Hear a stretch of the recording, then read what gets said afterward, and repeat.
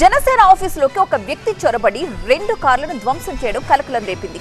నిందితుడు ప్రస్తుతం పోలీసుల అదుపులో ఉన్నాడు. ఈ ఘటనపై డిప్యూటీ సీఎం పవన్ కళ్యాణ్ తో ఇంటెలిజెన్స్ చీఫ్ ప్రత్యేకంగా భేటీ అయ్యారు. ఇంతకీ దాడి చేసిన వ్యక్తి ఎవరు, ఎందుకు చేసినట్టు?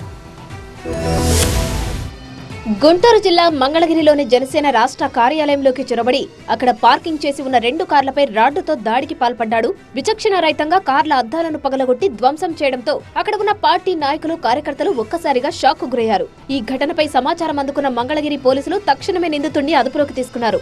నిందితుడు శ్రీకాకుళం జిల్లా ఇచ్చాపురానికి చెందిన నీలాద్రిగా గుర్తించారు. అతనికి భార్యతో పాటు 2 పిల్లలు కూడా ఉన్నారు.